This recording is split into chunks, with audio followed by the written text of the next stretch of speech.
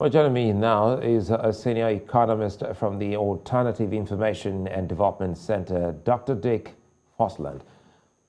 Dick, good to see you. And there are obviously many reasons for the fuel price increase, but what does this increase mean in real terms for the South African public? Well, good evening to you and to the viewers, sir.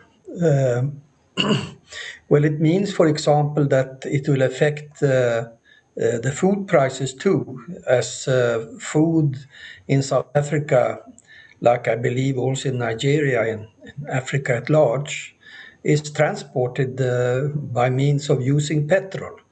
So there's also a hike in food prices because of this.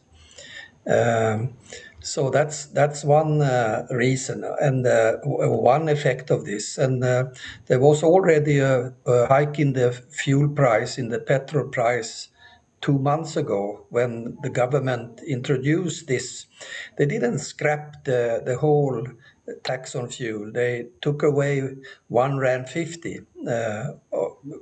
So what has happened now from midnight, 2 hours, 1.5 hours from where we're having this interview, because it's 10:30 now in South Africa. The fuel price will increase by about 2 rand 40, and from midnight it will be 24 rand for 1 liter of 95 octane petrol, which I believe is about 638 nairas today, or 160 US dollars. And that's an increase by 250 rand, South African rand. So the debate about the fuel tax and the campaign, like the opposition party, the DA is pushing, well, in my view, what they are not discussing is the importance of this levy for the government. So one must know that the you can't really abolish the fuel tax overnight, or the fuel levy overnight, because it contributes about 55 billion South African rand to the budget. Let me And jump in. even Let me this, let me let me jump in here, Dick. Apologies. Let me quickly jump in here. You know, the fuel price, listening to you, has a knock-on effect. Perhaps we should start talking about some of these knock-on effects. well, you have the one knock-on effect is for all the workers who are using public transport, usually in minibus taxis, because the taxi owners are kind of transferring this increase in petrol prices on their customers who are using public transports. So there you have a one problem.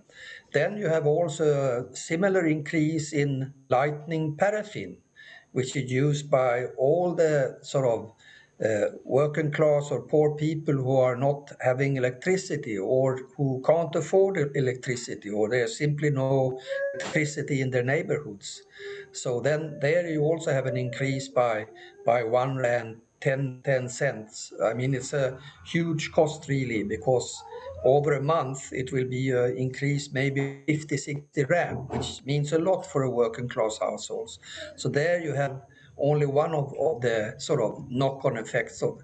I mean, petrol and oil is a basic good, of course, in the South African society, which I believe in all over Africa. So it has a huge impact.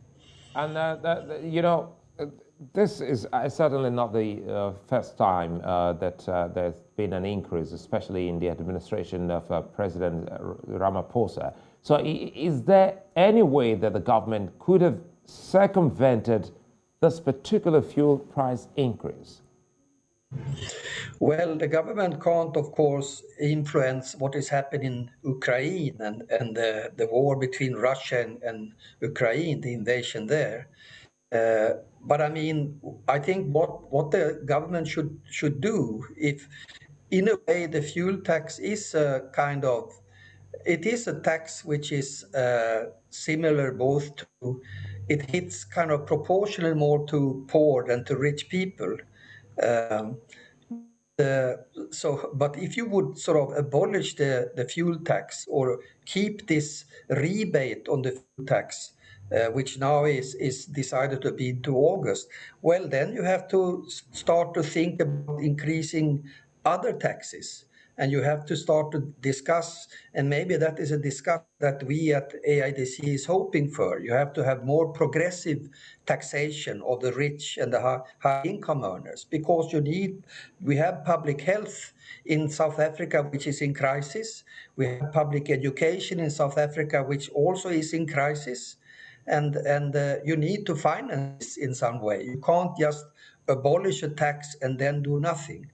But I mean, the government now is between a rock and a hard place, because at the same time they have introduced a very hard austerity budget cut program in South Africa.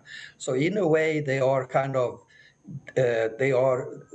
sort of going away from this now in 2 months by making this rebate on fuel tax, but they will soon again stand before the same dilemma in August, when this rebate is destined to be taken away. Well, Dr. Dick Fossland, I'd like to thank you for your time. Thank you to you.